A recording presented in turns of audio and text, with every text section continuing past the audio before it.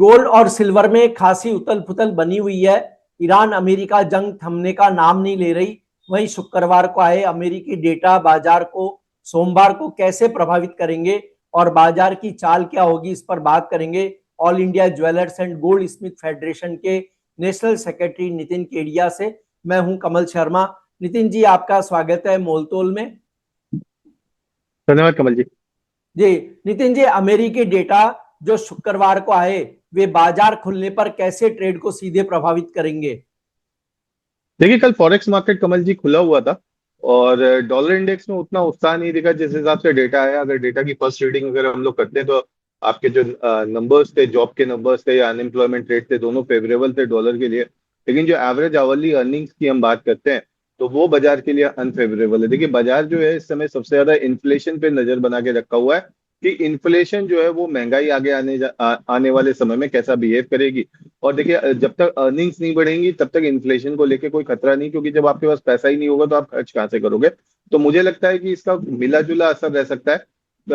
Number of job openings और unemployment rate को देख के जो डर लग रहा था शुरुआत में, वो मुझे लग रहा है कि वो डॉलर इंडेक्स ने उसको रिफ्लेक्ट नहीं किया है कमल जी।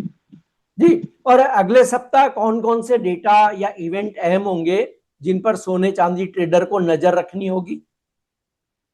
देखिए, सबसे पहले तो दो चीजें हैं। भारत के अंदर 6 अप्रैल को जो है वो रशिया के साथ जो हमारी डेडलाइन है 6 अप्रैल तक इंपोर्ट करने की, वो डेट आगे बढ़ती है या नहीं बढ़ती है उसके ऊपर नजर होगी।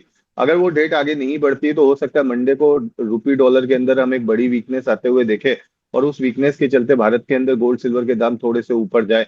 और इसके अलावा जो सबसे बड़ी नजर रहेगी वो ये रहेगी कि ट्रंप और ईरान के बीच में नेगोशिएशंस जो है वो कैसे चल रहे हैं, क्योंकि अब दोनों तरफ ने अपने अपने पॉइंट्स दे दिए हैं और यूएस ने बहुत ऑलमोस्ट क्लियर कर दिया है कि उनका स्ट्रेट ऑफ हुर्मुज से कोई लेना देना नहीं है और पूरे विश्व के लिए वो नहीं लड़ने वाले। तो यहाँ पे कमल जी एक बड़ी इंपॉर्टेंट चीज ये है कि साउथ ईस्ट एशिया या साउथ एशिया जो है वो युआन से अपना क्रूड ऑयल का लेन देन करेगा और यूरोप जो है वो यूरो से करेगा। तो पेट्रो डॉलर की जो बड़ी बनी हुई अभी तक संप्रभुता थी या सत्ता थी, उसको मुझे लग रहा है कि एक बहुत बड़ा चैलेंज है जिसको अमेरिकी राष्ट्रपति नहीं देना चाहेंगे। तो उस वॉर के ऊपर कैसी सिचुएशन बनती है उस पर काफी कुछ हद तक डिपेंड करेगा। जी, और ये तो क्या नितिन जी, जिस तरह बाजार में उथल पुथल है, प्राइस नीचे भी आए, तो क्या ये माने कि गोल्ड सिल्वर में करेक्शन खत्म हुआ या गिरावट बाकी है अभी? देखिए, अभी इसको ये नहीं कह सकते करेक्शन कम हुआ, क्योंकि अभी जो हमने तेजी देखी है आते हुए वो सिर्फ इन्फ्लेशन से स्टैग्फ्लेशन की तरफ आते हुए आने की वजह से देखी है। जो दिसंबर Fed futures fund rate 52% probability दे रहे थे कि दिसंबर के अंदर एक रेट हाइक हो सकता है, वो स्टैग्फ्लेशन के डेटा के बाद या पॉवेल ने लास्ट वीक जिस तरीके से स्टेटमेंट दिए उसके बाद वो 2% पे आ गया। तो ये सिर्फ और सिर्फ उसी की तेजी है। अगर कोई भी डेटा ऐसा आता है, कोई भी स्टेटमेंट ऐसा आता है जिसकी वजह से ऐसा होता है कि यूएस के अंदर ग्रोथ जो है वो हैम्पर नहीं होने वाली है और उस ग्रोथ के साथ साथ इन्फ्लेशन भी रहेगी, तो हम गोल्ड सिल्वर के अंदर एक करेक्शन आते हुए देख सकते हैं। मुझे ऐसा लग रहा है कि अभी कोई बड़ी तेजी और बड़ी मंदी दोनों की उम्मीद नहीं करनी चाहिए। मुझे लगता है कि $4,300 और $5,000 के बीच में गोल्ड को रहना चाहिए। तो क्या अब चांदी पर दांव सोने की तुलना में कम लगाना चाहिए फिर ऐसे में? देखिए, चांदी एक इंडस्ट्रियल मेटल है। जब तक ऑयल नहीं होगा तब तक इंडस्ट्रियल मेटल्स की डिमांड जो है वो कम होगी, क्योंकि इंडस्ट्रियल एक्टिविटीज जो है वो कम हो जाएंगी।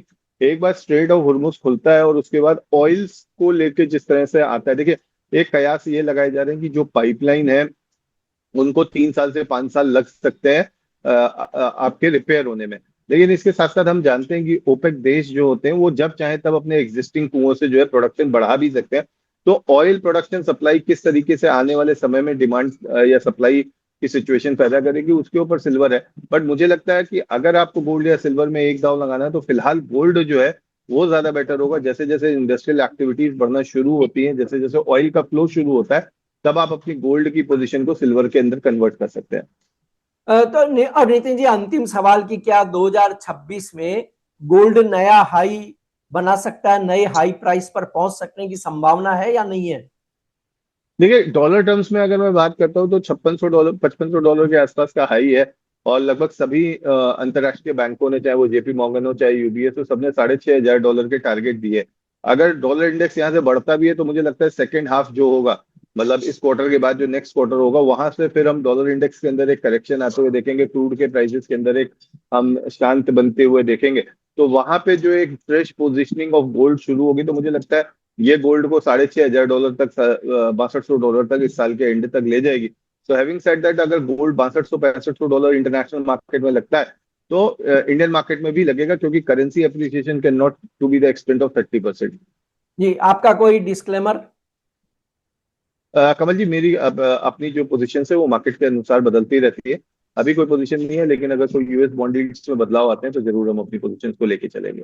जी, आपका धन्यवाद, शुक्रिया नितिन जी। धन्यवाद कमल जी। कमोडिटी मार्केट में हर मिनट बदलता है मौका। खबर से पहले संकेत चाहिए? मोल तोल मुनाफे की बात। कमोडिटी ट्रेडर्स का स्मार्ट न्यूज ऐप अभी डाउनलोड करें।